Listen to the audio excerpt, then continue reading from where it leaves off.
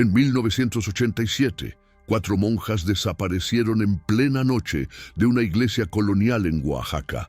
No hubo gritos, no hubo señales de lucha, no hubo testigos. Solo quedó una puerta abierta que nunca debió abrirse. Y 36 años después, cuando demolieron parte del templo para restaurarlo, encontraron algo bajo las piedras que hizo temblar los cimientos de la historia oficial. Lo que estaba enterrado no eran solo huesos, era la verdad. La iglesia de Santo Domingo de Guzmán, en el centro de Oaxaca, siempre fue un lugar de silencio. Pero no el silencio de la paz, era el silencio de los secretos, de los muros gruesos que guardan historias que nadie quiere escuchar, de las sombras largas que se extienden sobre el piso de piedra cuando cae la tarde. En los años 80, ese templo era el hogar de una pequeña comunidad de religiosas que vivían en clausura parcial. Rezaban, trabajaban, atendían a los pobres del barrio y desaparecieron sin dejar rastro. Sor Magdalena tenía 42 años cuando llegó a Oaxaca. Era una mujer de rostro severo, manos ásperas y una mirada que parecía atravesar las mentiras. Había crecido en Puebla, en una familia conservadora que la entregó al convento a los 18 años. No por vocación, sino por conveniencia. Era la hija menor, la que sobraba. Pero Magdalena encontró en la vida religiosa algo que nunca tuvo en su hogar: poder. En el convento, su voz contaba, sus decisiones importaban, y cuando la trasladaron a Oaxaca en 1985, llegó con la misión de restaurar el orden en una comunidad que, según sus superiores, se había vuelto demasiado laxa. Sor Beatriz era todo lo contrario. Joven, apenas 30 años, risueña, de ojos claros y una calidez que contrastaba con la frialdad de Magdalena. Había ingresado al convento por verdadera fe. Creía en la bondad, en la redención, en que Dios escuchaba cada plegaria. Los niños del barrio la adoraban, les enseñaba a leer, les daba pan, les contaba historias de santos con una voz suave que parecía música. Magdalena la veía como una amenaza, demasiado cercana a la gente, demasiado emocional, demasiado humana. Sor Teresa y Sor Clemencia eran las otras dos. Teresa, de 60 años, era la bibliotecaria. Pasaba horas en el archivo del convento, entre manuscritos antiguos y registros parroquiales que nadie más leía. Era callada, observadora, y tenía esa inteligencia discreta de quienes saben más de lo que dicen. Clemencia era la cocinera, robusta, de manos fuertes, con un humor ácido que aliviaba la tensión en los días difíciles. Había perdido a su familia en un accidente años atrás y encontró en el convento el único lugar donde podía dormir sin pesadillas. 4 mujeres, 4 vidas entrelazadas por votos y rutinas. Y una noche de octubre, las 4 se esfumaron como si la tierra se las hubiera tragado. La iglesia estaba ubicada en una calle empedrada del centro histórico, rodeada de casonas coloniales y talleres de artesanía. Era un edificio imponente, de cantera gris y puertas de madera maciza. Adentro, los techos altos amplificaban cada susurro, cada paso, cada respiración. Había un patio interior con un pozo seco y una bugambilia que trepaba por los muros. Las celdas de las monjas estaban en el segundo piso, pequeñas habitaciones con catres de hierro, crucifijos en las paredes y ventanas angostas que daban a la calle. Abajo, en la planta baja, estaba la capilla, la cocina, el comedor y una puerta de hierro que conducía al sótano. Nadie bajaba al sótano. Estaba prohibido. Las monjas decían que ahí solo había humedad y ratas, pero algunos vecinos juraban haber escuchado ruidos extraños saliendo de esa puerta, golpes sordos, murmullos, un llanto ahogado que se cortaba de golpe. En los meses previos a la desaparición, algo cambió en el convento. Los vecinos lo notaron. Doña Refugio, que vendía flores en la esquina, recuerda que las monjas dejaron de salir a misa de la mañana. Antes, sin falta, a las 6 de la mañana, las 4 cruzaban la calle hacia la catedral. Pero desde julio de 1987, solo Beatriz salía. Y lo hacía con prisa, con la mirada baja, sin detenerse a saludar como antes. Don Esteban, el panadero, notó que Clemencia dejó de comprar harina. Ella siempre compraba 10 kilos cada semana.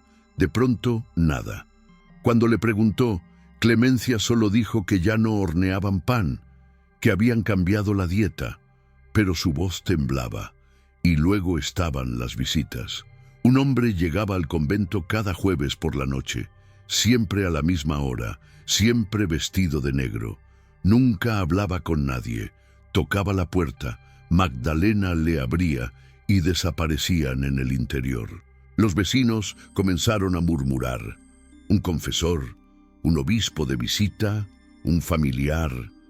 Nadie sabía, pero había algo en la forma en que ese hombre caminaba, en su postura rígida, en el silencio que dejaba a su paso, que ponía los pelos de punta. Si estás disfrutando esta historia, suscríbete al canal, porque lo que viene a continuación es solo el principio de un misterio que ha permanecido oculto durante décadas. Y si logramos reunir las piezas restantes, lo compartiremos aquí primero. El 23 de octubre de 1987 fue un día nublado. El aire olía a lluvia, pero la lluvia nunca llegó. Esa mañana, Beatriz salió como siempre a comprar verduras al mercado. Habló con la señora que vendía chiles, le compró jitomates, zanahorias, calabazas. Parecía normal, aunque un poco distraída. Le preguntaron por las otras monjas y Beatriz solo dijo que estaban ocupadas. Regresó al convento antes del mediodía. Entró por la puerta principal y nunca más fue vista. A las 3 de la tarde, Doña Refugio tocó la puerta del convento. Quería entregar unas flores para el altar. Tocó una vez, 2 veces. Nadie respondió. Insistió durante 10 minutos. Nada. Extrañada, rodeó el edificio. Todas las ventanas estaban cerradas, las cortinas corridas. Silencio absoluto. Pensó que tal vez las monjas estaban en oración profunda y no querían ser molestadas. Se fue, pero con una inquietud clavada en el pecho. Al día siguiente, el padre Germán, párroco de la catedral, fue al convento para una reunión programada con Magdalena. Era una junta mensual sobre las finanzas de la parroquia. Tocó la puerta. Nadie abrió. Gritó. Silencio. Preocupado, pidió ayuda a 2 hombres de la comunidad y forzaron la puerta principal. Entraron con cautela. La casa estaba intacta. No había señales de violencia. Los muebles en su lugar, los platos limpios en la cocina, las camas tendidas. Pero las monjas no estaban. Revisaron cada habitación, cada rincón. Nada. Fue entonces cuando notaron algo extraño. La puerta del sótano estaba entreabierta. Esa puerta que siempre permanecía cerrada con llave. Esa puerta prohibida. El padre Germán bajó los escalones de piedra con una vela en la mano. El aire ahí abajo era denso, frío, con un olor a tierra mojada y algo más. Algo antiguo. Algo que no debería estar ahí. El sótano era más grande de lo que esperaba. No era solo un cuarto de almacenamiento. Era una red de pasadizos angostos que se extendían bajo la iglesia. Paredes de piedra cubiertas de salitre, techos bajos que obligaban a caminar encorvado. Y al fondo, iluminado apenas por la luz temblorosa de la vela, encontró algo que lo hizo retroceder. Un altar improvisado, velas negras apagadas, un libro abierto con páginas escritas a mano en un idioma que no reconoció, y en el suelo, marcas de tiza blanca formando símbolos que parecían antiguos. Pero no había rastro de las monjas. La policía llegó esa misma tarde, acordonaron el área, interrogaron a los vecinos, revisaron el convento de arriba a abajo, tomaron fotografías del sótano, del altar extraño, de los símbolos en el suelo, pero no encontraron pistas útiles, no había huellas frescas, no había señales de que alguien hubiera salido por la fuerza. Las pertenencias de las monjas seguían en sus celdas. Ropa doblada, rosarios sobre las mesitas de noche, Biblias abiertas en pasajes subrayados, todo en perfecto orden, como si se hubieran esfumado en medio de su rutina diaria sin llevarse nada. El comandante Héctor Salinas fue asignado al caso. Era un hombre curtido, de 50 años, que había visto de todo en sus décadas como policía. Secuestros, homicidios, desapariciones. Pero esto era diferente. No había móvil aparente, no había demandas de rescate, no había enemigos conocidos. Las monjas vivían en clausura. No tenían dinero, no tenían conflictos con nadie. ¿Por qué desaparecerían? ¿Y cómo? Salinas comenzó a construir hipótesis. La primera, fuga voluntaria. Tal vez las 4 habían planeado abandonar la vida religiosa y escaparon juntas. Pero eso no explicaba por qué dejaron todas sus pertenencias, ni por qué no se llevaron dinero o documentos. La segunda hipótesis, secuestro. Pero ¿quién secuestraría a 4 monjas pobres sin dejar rastro ni pedir rescate? La tercera, crimen pasional o venganza. Salinas investigó el pasado de cada una. Magdalena tenía enemigos. Había expulsado a varias jóvenes del convento por considerarlas indignas. Algunas familias la odiaban, pero ninguna de esas personas tenía el perfil de un asesino capaz de hacer desaparecer a 4 mujeres sin dejar evidencia. Y luego estaba la cuarta hipótesis, la que nadie quería mencionar en voz alta: lo paranormal, los símbolos en el sótano, el libro antiguo, las velas negras. Los vecinos comenzaron a hablar de rituales satánicos, de pactos con fuerzas oscuras, de portales a otras dimensiones. Salinas desestimó esas teorías. Era un hombre práctico, pero no podía negar que había algo inquietante en ese sótano, algo que no encajaba con la imagen de un convento católico tradicional. Durante semanas, el caso acaparó los titulares locales. Periodistas llegaron de la Ciudad de México.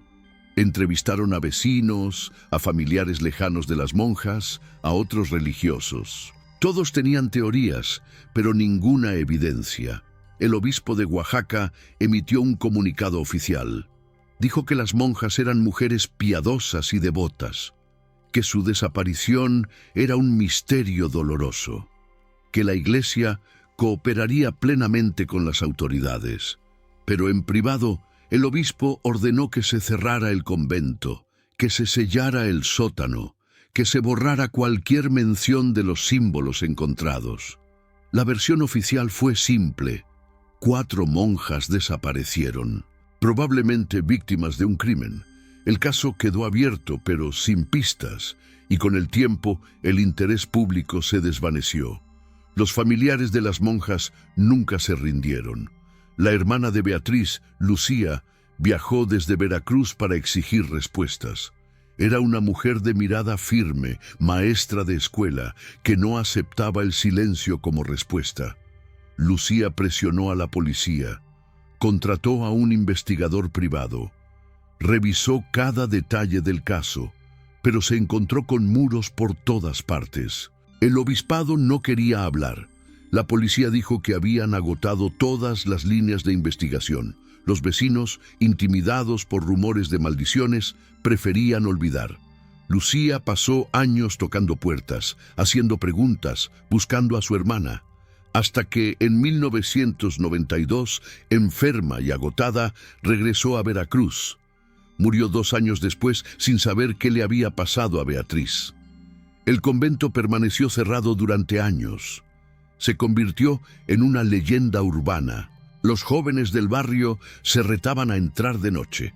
Decían que se escuchaban cantos, que se veían luces moviéndose en las ventanas, que si te acercabas demasiado sentías una presión en el pecho, una urgencia de salir corriendo. La mayoría eran solo historias, pero algunas personas juraban haber visto figuras vestidas de negro paradas en el patio interior, figuras que desaparecían cuando las mirabas directamente. En 1995, la arquidiócesis vendió el edificio a un empresario local que planeaba convertirlo en un hotel boutique. Pero las obras de remodelación se detuvieron a las pocas semanas. Los trabajadores se negaban a seguir. Decían que las herramientas desaparecían, que escuchaban voces, que uno de ellos había visto a una mujer de hábito caminando por el pasillo del segundo piso. El proyecto se canceló. El edificio volvió a quedar abandonado. Pasaron los años. El caso de las monjas desaparecidas se convirtió en una nota al pie en los archivos policiales. Una de esas historias que la gente mayor cuenta en las sobremesas. Un misterio sin resolver. Hasta que en 2023, 36 años después de la desaparición, la arquidiócesis decidió finalmente restaurar la iglesia, esta vez con un plan serio, fondos internacionales y un equipo de arquitectos especializados en patrimonio histórico. Las obras comenzaron en marzo de 2023. El objetivo era restaurar los frescos coloniales, reforzar la estructura y convertir parte del edificio en un museo de arte sacro. Durante los primeros meses, todo transcurrió sin problemas. Pero en agosto, cuando comenzaron a excavar en el sótano para instalar un nuevo sistema de drenaje, los trabajadores encontraron algo. Al remover una sección del piso de piedra, descubrieron una cavidad oculta. No estaba en los planos originales del edificio. Era una cámara subterránea, sellada con argamasa, de unos 3 metros por 4. Y cuando rompieron el sello y alumbraron con linternas, lo que vieron los dejó helados. Había 4 esqueletos, dispuestos en círculo, cada uno vestido con los restos de un hábito de monja, y en el centro del círculo una caja de metal oxidado. El descubrimiento paralizó las obras. La policía volvió al lugar que habían abandonado décadas atrás. Esta vez, con tecnología forense moderna, acordonaron el sótano. Llamaron a antropólogos, a médicos forenses, a expertos en criminalística. El hallazgo era monumental. 4 cuerpos en un espacio sellado bajo una iglesia. La pregunta obvia era, ¿eran las monjas desaparecidas? Y si lo eran, ¿cómo habían llegado ahí? Los restos fueron transportados al Instituto de Ciencias Forenses en la Ciudad de México. El proceso de identificación tomó semanas. Tuvieron que comparar registros dentales, analizar los huesos, buscar familiares vivos que pudieran proporcionar ADN. Finalmente, en octubre de 2023, llegaron los resultados. Los 4 esqueletos correspondían a Sor Magdalena, Sor Beatriz, Sor Teresa y Sor Clemencia, las monjas que habían desaparecido en 1987. Habían estado ahí, bajo el convento, todo ese tiempo, enterradas vivas o muertas, selladas en una tumba de piedra mientras el mundo las buscaba en vano. Pero lo más perturbador no fueron los huesos, fue la caja de metal. Cuando los forenses la abrieron, encontraron documentos, cartas escritas a mano, páginas de un diario, fotografías amarillentas y una grabación en una vieja casetera. Los documentos estaban sorprendentemente bien conservados. La caja había sido sellada herméticamente, protegiéndolos de la humedad, y lo que contenían era una verdad que nadie esperaba, una verdad que contradecía la versión oficial, una verdad que la iglesia había intentado enterrar junto con los cuerpos. El diario pertenecía a Sor Teresa, la bibliotecaria callada, que pasaba sus días entre manuscritos antiguos. En sus páginas, Teresa documentó todo, desde la llegada de Magdalena al convento hasta los últimos días antes de la desaparición. Escribía con una letra pequeña y precisa, llenando cada página con detalles que ahora, 36 años después, cobraban un significado escalofriante. La primera entrada relevante estaba fechada el 3 de abril de 1987. Teresa escribió: Magdalena encontró el manuscrito hoy. Lo vi en sus ojos. Ese brillo de ambición que asusta. Le pedí que lo devolviera al archivo, que no era para ella, que esos textos están prohibidos por una razón. Pero no me escuchó. Dijo que Dios la había guiado hasta él, que era una señal. No sé qué hacer. Si informo al obispo, Magdalena lo negará, y todos le creerán a ella. Siempre le creen a ella. ¿Qué manuscrito? Los investigadores revisaron el archivo del convento. Entre cientos de documentos coloniales encontraron un hueco, un espacio vacío donde algo había sido removido. Preguntaron a historiadores, a archivistas de la región. Nadie sabía de qué manuscrito hablaba Teresa, pero en otra entrada del diario, fechada 2 semanas después, Teresa dio más pistas. Magdalena ha comenzado a traducir el texto. Dice que está en latín antiguo mezclado con náhuatl, un híbrido imposible. Me mostró algunas páginas. Hablan de un ritual, de un pacto, de algo que los frailes franciscanos intentaron durante la conquista y que salió terriblemente mal. Algo que sellaron aquí, bajo esta iglesia, y que nunca debió ser abierto. Le supliqué que lo dejara, pero está obsesionada. Dice que el manuscrito contiene la clave para comunicarse directamente con Dios, que podemos trascender esta existencia limitada, que podemos alcanzar la verdad absoluta. Está perdiendo la razón, o tal vez ya la perdió. Las siguientes entradas son más erráticas. Teresa describe cómo Magdalena comenzó a reunirse en secreto con el hombre de negro, ese visitante misterioso que llegaba cada jueves. Teresa lo identificó. Era el padre Anselmo Ruiz, un sacerdote expulsado del seminario años atrás por herejía. Ruiz había pasado décadas estudiando textos ocultos, mezclando catolicismo con esoterismo prehispánico. Era considerado un paria por la iglesia oficial, pero Magdalena lo vio como un maestro, como alguien que podía guiarla en el ritual descrito en el manuscrito. Teresa escribió: Hoy, Magdalena nos reunió a las 4. Nos dijo que habíamos sido elegidas, que el manuscrito hablaba de un sacrificio colectivo, que si realizábamos el ritual correctamente, nuestras almas ascenderían directamente al reino divino, que no tendríamos que esperar el juicio final, que seríamos transformadas. Beatriz lloró. Dijo que eso sonaba a herejía. Magdalena la llamó cobarde. Clemencia no dijo nada, pero vi el miedo en sus ojos. Yo intenté razonar con Magdalena. Le dije que los rituales paganos no tienen lugar en nuestra fe. Pero ella citó pasajes bíblicos, los retorció, los usó para justificar su locura. Y luego dijo algo que me heló la sangre. Si no participábamos voluntariamente, nos obligaría. Porque el ritual requiere 4 almas. Y ya estamos marcadas. Las siguientes páginas del diario están manchadas. Como si Teresa hubiera llorado mientras escribía. Describe cómo Magdalena, con ayuda del padre Ruiz, preparó el sótano, cómo dibujaron los símbolos en el suelo, cómo consiguieron las velas negras, los inciensos extraños, los objetos rituales. Cómo Magdalena amenazó a las otras 3 con exponerlas ante el obispo por crímenes inventados si no cooperaban. Magdalena las tenía atrapadas. Y ellas, por miedo, por confusión, por años de obediencia ciega a la autoridad religiosa, accedieron. La última entrada del diario está fechada el 23 de octubre de 1987, el día de la desaparición.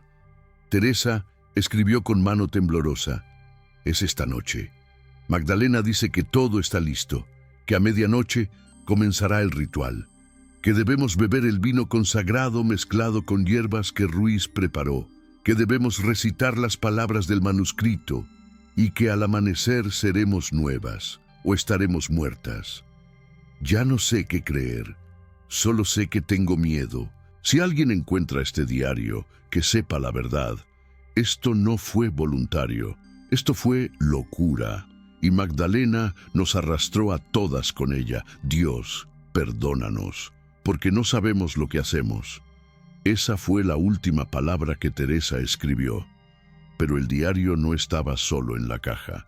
También había cartas. Una de ellas, escrita por Beatriz y dirigida a su hermana Lucía, nunca fue enviada.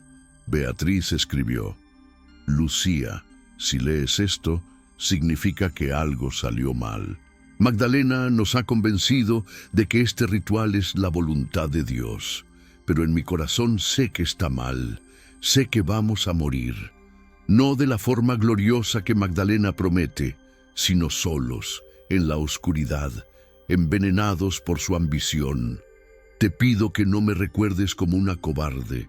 Intenté resistir, pero Magdalena es fuerte y yo soy débil. Te amo. Cuida de mamá. Dile que morí en paz, aunque sea mentira. Y luego estaba la grabación. La cinta estaba deteriorada, pero los técnicos lograron restaurarla parcialmente. Lo que escucharon fue una voz de mujer, la voz de Magdalena, grabada la noche del ritual. La grabación comienza con un murmullo, el sonido de voces rezando en latín. Luego, la voz de Magdalena, firme y exaltada, dice: Hermanas, esta noche somos el puente entre lo humano y lo divino. El manuscrito nos ha elegido, el padre Ruiz nos ha preparado, ahora debemos cumplir. Beban del cáliz, no teman, el veneno es solo un paso, el dolor es temporal, pero la gloria es eterna. Se escucha el sonido de algo siendo vertido, luego un sollozo. La voz de Beatriz, apenas audible, dice: No quiero morir. Por favor, Magdalena, esto está mal. Magdalena responde con frialdad: Ya es tarde para dudar. El sello está roto. El ritual ha comenzado. O ascendemos juntas o caemos juntas. No hay regreso. Luego, silencio. Solo respiraciones pesadas. El sonido de alguien cayendo al suelo. Un gemido ahogado.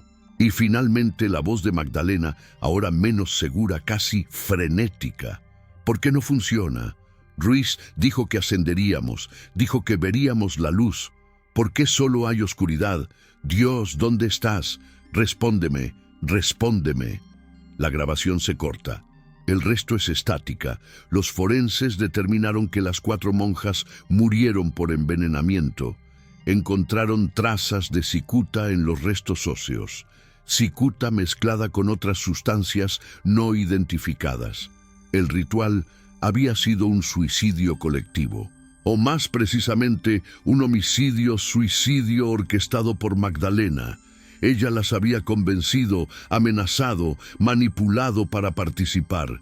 Y luego, cuando el ritual falló, cuando no hubo ascensión ni transformación divina, murieron lentamente en esa cámara sellada, probablemente en agonía, probablemente arrepentidas, pero ya era demasiado tarde. La pregunta que quedaba era: ¿quién las selló ahí? El padre Ruiz fue la respuesta obvia. Los investigadores buscaron su paradero. Descubrieron que Ruiz había muerto en 1995, en un asilo de ancianos en Guadalajara. Antes de morir, le confesó a una enfermera que había cometido un pecado imperdonable, que había ayudado a unas mujeres a realizar un ritual prohibido, que cuando regresó al convento la mañana siguiente y encontró los cuerpos, entró en pánico, que selló la cámara, ocultó el manuscrito y huyó. La enfermera pensó que eran delirios de un hombre moribundo. Nunca reportó la confesión, y el secreto murió con Ruiz. Hasta ahora, el caso se reabrió oficialmente, pero ya no había nadie a quien juzgar. Magdalena, Ruiz, todos los involucrados directos estaban muertos. Lo único que quedaba era la verdad, y la verdad era que 4 mujeres habían muerto atrapadas en la obsesión enfermiza de una líder carismática que confundió ambición espiritual con iluminación. Que la Iglesia, al descubrir los símbolos en el sótano en 1987, sospechó lo ocurrido, pero prefirió ocultar el escándalo. Que sellaron el sótano no para proteger el lugar, sino para enterrar la vergüenza. Y que durante 36 años, mientras los familiares lloraban, mientras Lucía moría sin respuestas, los cuerpos estaban a solo unos metros bajo tierra, esperando ser encontrados. La noticia del hallazgo se difundió rápidamente. Los medios internacionales cubrieron la historia. La Arquidiócesis de Oaxaca emitió un comunicado expresando su pesar. Dijeron que los actos de Magdalena y Ruiz no representaban a la Iglesia, que eran desviaciones individuales, que habían actuado en secreto, sin conocimiento ni aprobación de sus superiores.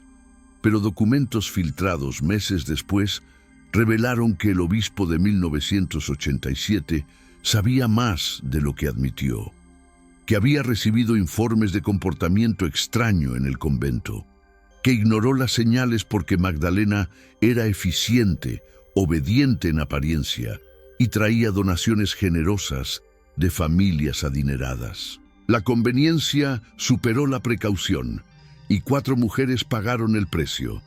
Hoy el convento ha sido finalmente restaurado, pero no como museo de arte sacro. Ahora es un memorial, un lugar dedicado a recordar a Sor Magdalena, Sor Beatriz, Sor Teresa y Sor Clemencia. Hay placas con sus nombres, fotografías de cuando eran jóvenes, llenas de esperanza.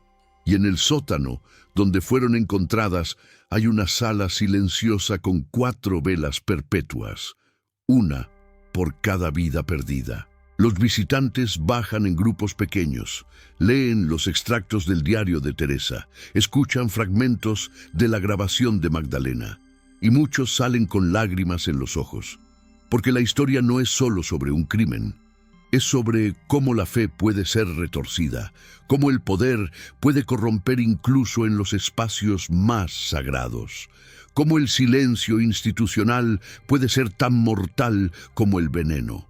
Los familiares sobrevivientes finalmente tuvieron un funeral. Beatriz, Teresa y Clemencia fueron enterradas en el panteón municipal. Magdalena fue enterrada aparte, en una tumba sin nombre, porque nadie quiso reclamar su cuerpo. El manuscrito nunca fue recuperado. Ruiz probablemente lo destruyó o lo ocultó tan bien que jamás será encontrado. Algunos creen que eso es lo mejor, que hay conocimientos que deben permanecer perdidos, que no todo secreto merece ser revelado, pero las preguntas persisten. ¿Realmente creía Magdalena que el ritual funcionaría? ¿O sabía desde el principio que era un suicidio y simplemente quería arrastrar a las demás con ella? ¿Por qué Teresa, tan inteligente, tan consciente del peligro, no huyó? ¿Por qué Beatriz, tan llena de vida, bebió del cáliz envenenado? ¿Fue miedo? ¿Fue manipulación psicológica? ¿Fue la obediencia ciega que la vida religiosa a veces fomenta? Nunca lo sabremos con certeza. Solo tenemos sus palabras, sus últimas palabras, y el eco de sus voces atrapadas en esa grabación. El comandante Salinas, ahora retirado y con 80 años, visitó el memorial. Pasó horas ahí abajo, en el sótano, mirando las velas. Le preguntaron qué sentía al saber la verdad después de tanto tiempo. Dijo: siento rabia, porque podríamos haberla salvado si hubiéramos buscado mejor, si hubiéramos roto ese sello en 1987. Pero no lo hicimos, y ellas murieron solas. Esa es mi culpa, y viviré con ella el resto de mis días. ¿Y tú qué piensas? ¿Crees que Magdalena era una fanática delirante o una asesina calculadora? ¿Crees que las otras 3 fueron víctimas o cómplices? ¿Crees que la Iglesia debió ser más transparente desde el principio? Déjanos tu opinión en los comentarios. Y si quieres seguir conociendo historias como esta, casos que permanecieron ocultos durante décadas y que finalmente salieron a la luz. Suscríbete a Ecos del Silencio. Activa las notificaciones, porque hay más verdades enterradas esperando ser descubiertas, y cuando las encontremos, las compartiremos aquí. Lo que encontraron bajo esa iglesia en Oaxaca no fue solo un crimen, fue un recordatorio de que detrás de los muros de los lugares más santos puede haber oscuridad, que la fe sin discernimiento puede ser peligrosa, que las instituciones, por más poderosas que sean, están compuestas por seres humanos, y los seres humanos fallan, mienten, ocultan. Pero la verdad, por más enterrada que esté, siempre encuentra la forma de salir a la superficie. Siempre. Las 4 monjas de Oaxaca descansaron en silencio durante 36 años. Pero ahora sus voces resuenan. Y su historia cambiará para siempre la forma en que vemos esa iglesia, ese convento, y los secretos que aún pueden estar ocultos bajo nuestros pies. Porque si esto pasó ahí, ¿en cuántos otros lugares ha pasado? ¿Cuántas otras cámaras selladas esperan ser abiertas? ¿Cuántas otras verdades esperan ser contadas? Esa es la pregunta que nos deja este caso, y la respuesta, tal vez, está más cerca de lo que imaginamos. Hasta la próxima historia, hasta el próximo Eco del Silencio.